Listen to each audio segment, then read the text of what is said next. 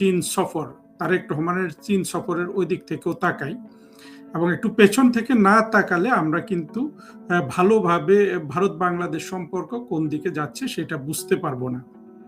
চীন সফরটা আমি আপাতত বাদ দেই।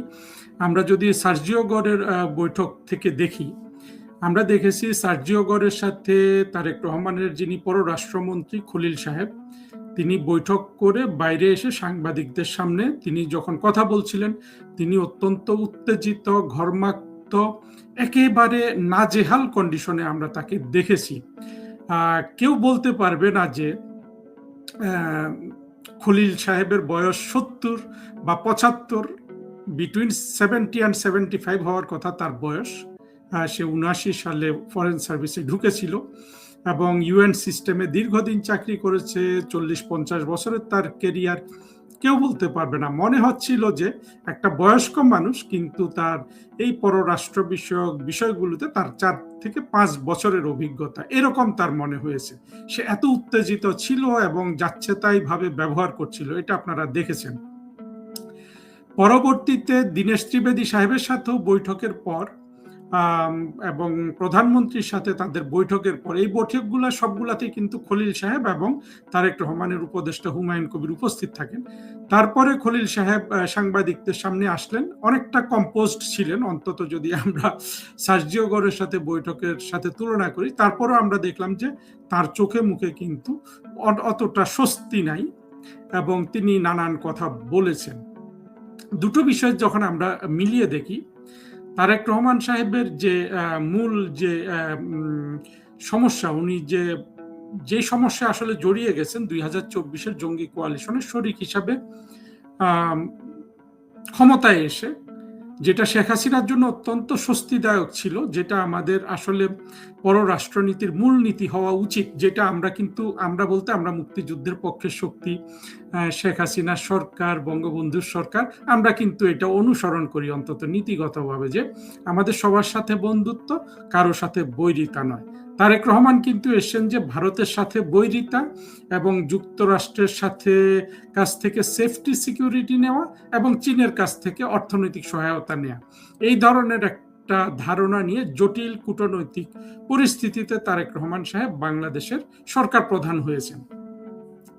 সেটা একেবারে কোনো জায়গায় কিন্তু কাজ করছে না। বিশেষ করে ভারতের সাথে সম্পর্ক রচনার ক্ষেত্রে তারেক রহমানের একটা পাশাপাশি দেশ, অর্থাৎ প্রতিবেশী দেশ হিসাবে তো একটা বেসিক সম্পর্ক তৈরি করতে হবে। সেটা তারেক রহমান প্রথমেই জটিল করে ফেলেছেন।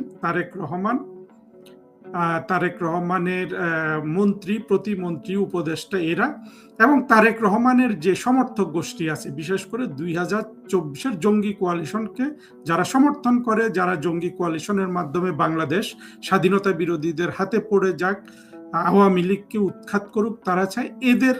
এদের খেয়াল খুশি মিটাতে গিয়ে তারেক রহমান দুটো শর্ত দিয়ে দিয়েছেন। শর্ত দুটো কি?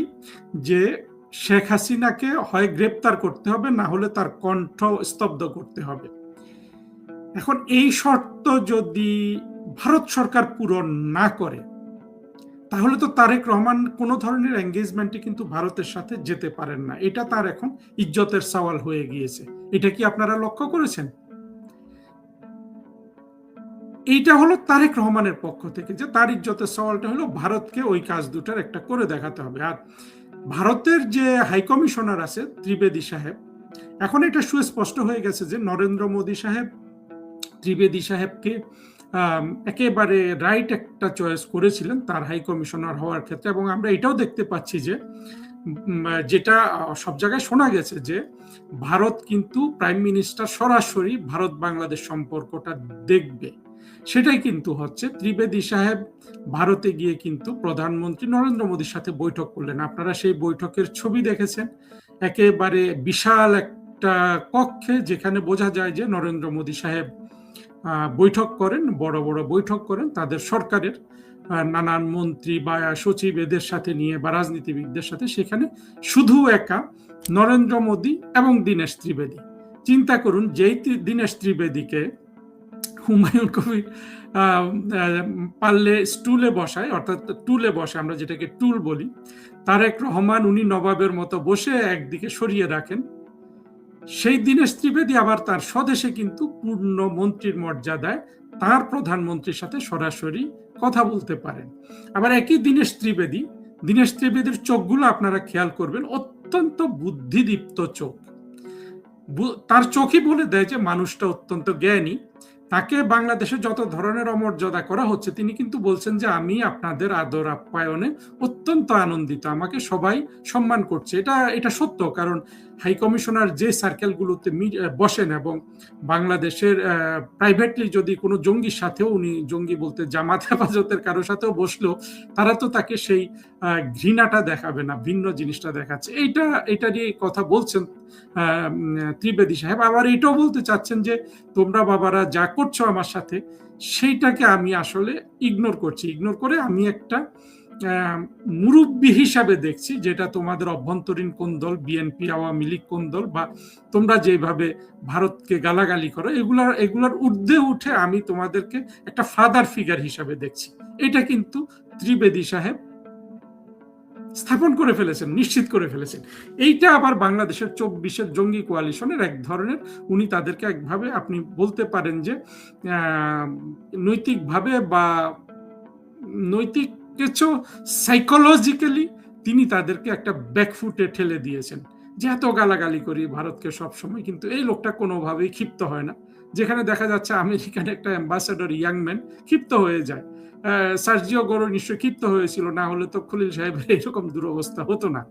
সেখানে কিন্তু ত্রিবেদী সাহেব যেই আবহ তৈরি করেছেন, সেটা কিন্তু নরেন্দ্র মোদী সাহেবের প্রেক্ষাপটে আমরা যদি দেখতে যাই বা ভারতের প্রেক্ষাপটে দেখতে যাই, সেটা সফল হয়েছে। এবং এই যে বাংলাদেশের স্বাধীনতা বিরোধীদের যে আপনার আজীবন যে অনুযোগ যে ভারত আধিপত্য বিস্তার করে, ভারত একসময় বলা হতো যে ব্রিক ব্রাদারলি অ্যাটিচিউড, মানে ওরা সবচেয়ে ভদ্র যে কথাটা বলে ভারত সম্পর্কে, সেটা হলো ভারত ব্রিক ব্রাদারলি অ্যাটিচিউড করে। এই দীনেশ ত্রিবেদী সাহেব কিন্তু ব্রিক ব্রাদার হিসাবে নিজেকে কিন্তু ইতিমধ্যে প্রতিষ্ঠিত করে ফেলেছেন। ব্রিক ব্রাদারের থেকে উনি অনেক এল্ডার ব্রাদার, বড় ভাই হিসাবে প্রতিষ্ঠিত করেছেন। একটা সিম্প্যাথেটিক উইথ ফুল এমপ্যাথি একজন বড় ভাই হিসাবে দীনেশ ত্রিবেদী তাকে প্রতিষ্ঠিত করেছেন। এখন এগুলা হলো আপনার রিপ্রেজেন্টেশনাল, বা আমরা বলবো যে আপনার বাহ্যিক ব্যাপারটা গেল এখানে। এখন ভেতরের ব্যাপারটা দেখুন। ভেতরের ব্যাপারটা হলো যে তারেক রহমানকে ভারতের সরকার অনেক ধরনের আপনার সহযোগিতা করতে চেয়েছে, অনেক ওয়ার্মথ দেখিয়েছে, অনেক আমি বলবো যে আমি সবসময় যেটা বলি আতিশয্য করেছে। সেগুলো কিন্তু আবার তারেক রহমান অত্যন্ত কোল্ডলি রিসিপ্রোকেট করছেন, যেটার মধ্যে আবার একটা সরকারের কোনো ম্যাচুরিটি নাই কি উনি যেভাবে দীনেশ ত্রিবেদীকে বসতে দেন, যেভাবে তার উপদেষ্টা মন্ত্রীরা বসতে দেয়, যেভাবে তাকে অ্যাপয়েন্টমেন্ট দিতে অনেক দেরি করেছে। আপনারা জানেন যে অনেকে আবার ভুল করে বলেন যে দীনেশ ত্রিবেদী সাহেব আসার 15 দিন পরে উনি প্রেসিডেন্টের কাছে পরিচয়পত্র দিতে, এইটা তারেক রহমানের সরকার দেরি করেছে। এটা আসলে খুব একটা দেরি না, 15 দিন 10 দিন এটা নর্মাল। আসলে 6 দিন তো আমাদের এই উপমহাদেশে ডিপ্লোম্যাটরা কোনো জায়গায় জয়েন করলে 6 দিন তারা ছুটিতেই থাকেন। অর্থাৎ 6 দিন যদি ছুটি ধরেন, ছুটিতেও তারা চাইলে বা হোস্ট কান্ট্রি যদি ক্রেডেনশিয়ালস নেওয়ার ব্যবস্থা করে রাষ্ট্রপতির সাথে দেখা হতে পারে।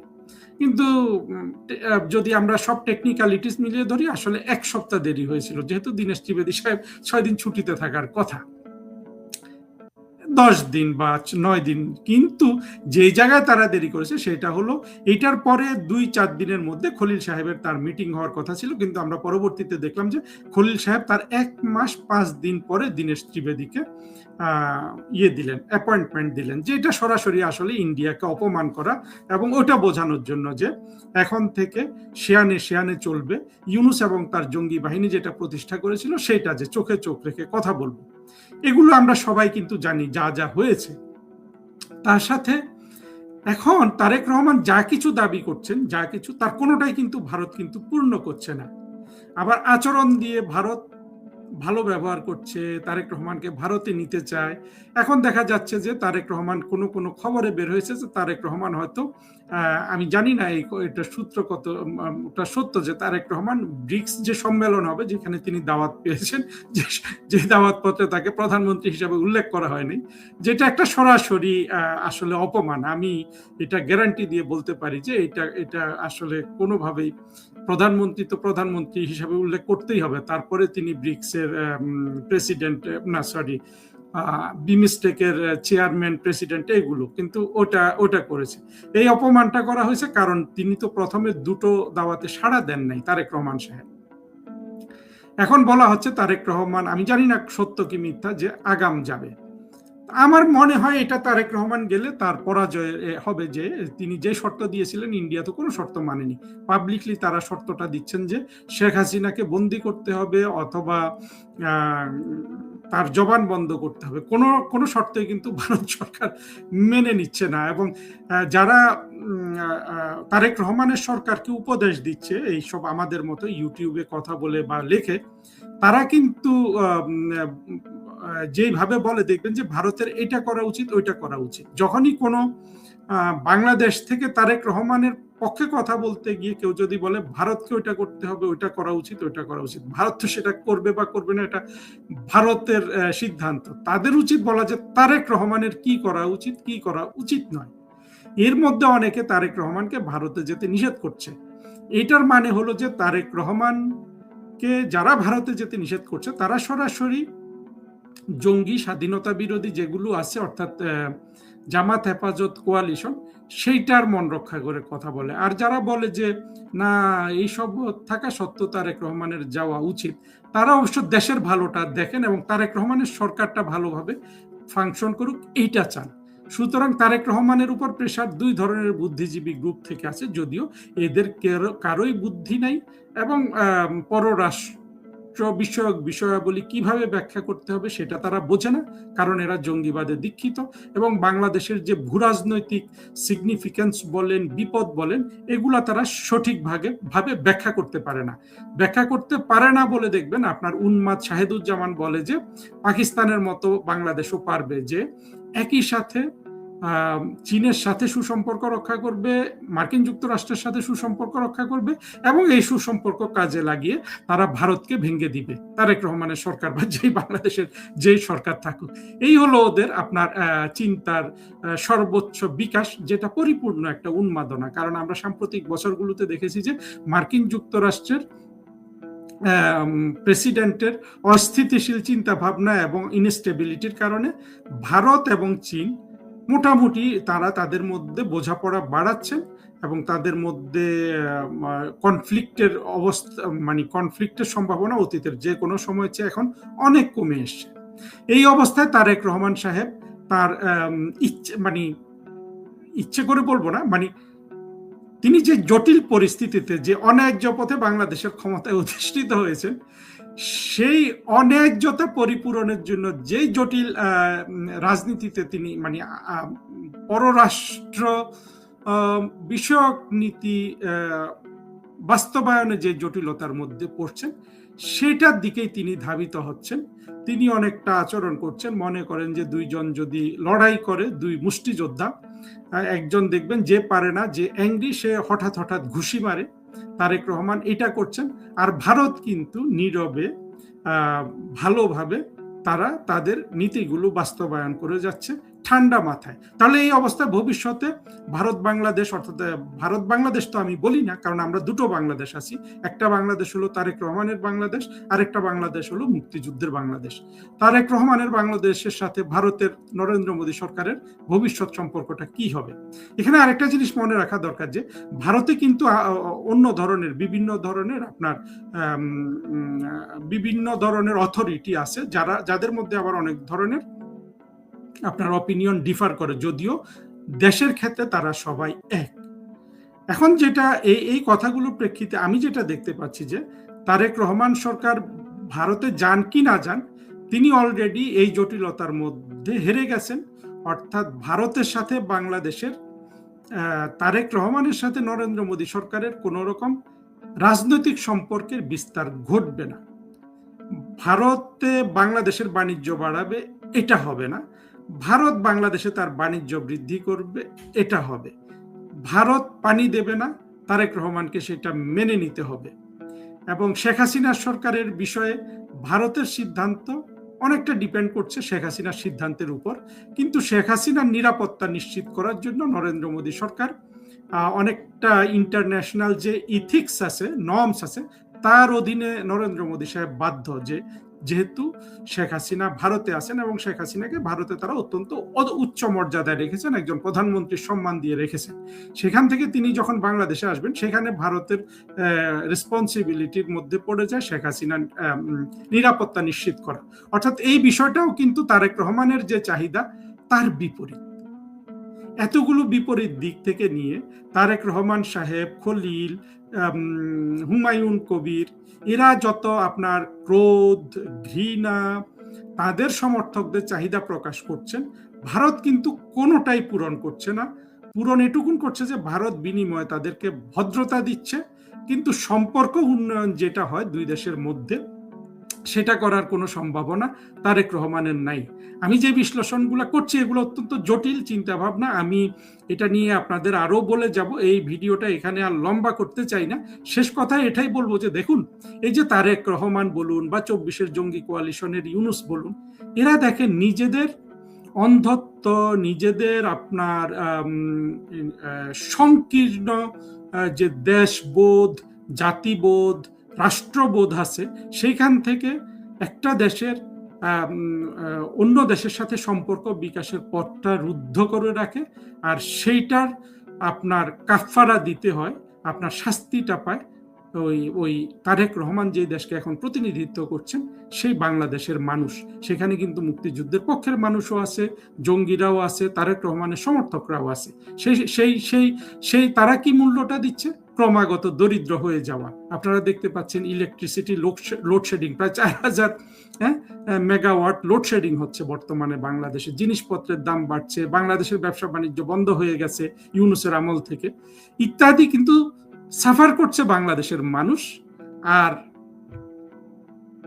নিজেদের আধা উন্মাদনা, আধা লজিক্যাল চিন্তা ভাবনার এবং যার যেটা থেকে তাদের যে ইগো, তাদের যে মানুষকে দেখানো যে আমরা মানে আমাদের মার আছে, ইজ্জত আছে, আমরা মাটি কামড়ে পড়ে থাকবো, পেটে ইট বেঁধে পড়ে থাকবো, তবু কারো কাছে মাথা নোয়াবো না। আসলে মাথা নোয়ানোর ধারণাটাই হলো এদের মধ্যে সংকীর্ণ, এবং মাথা নোয়ানো, মাথা ঊর্ধ্বে তোলা, এটা কিন্তু একটা দৃষ্টিভঙ্গিরও ব্যাপার।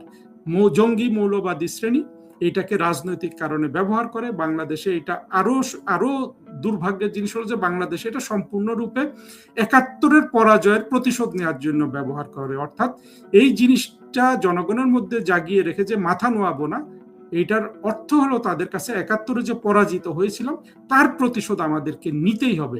প্রতিশোধটা কি? বাংলাদেশের যে স্বাধীনতার পক্ষের মানুষগুলো আছে তাদেরকে পরাজিত করতে হবে। কিন্তু এই পরাজয়ের করার স্পৃহা তারাই পরাজিত হয়, দেশে পরাজিত হয়, বিদেশে পরাজিত হয়, এবং সার্বিকভাবে পরাজিত হয় বাংলাদেশের মানুষের শান্তি। বাংলাদেশের মানুষ যদি এটাকে অশান্তি নাও মনে করে, কিন্তু অর্থনৈতিকভাবে যে তারা দরিদ্র হয়ে গেছে, সেই বাস্তবতা থেকে তো আপনি কোনোভাবেই কাউকে অস্বীকার করাতে পারবেন না।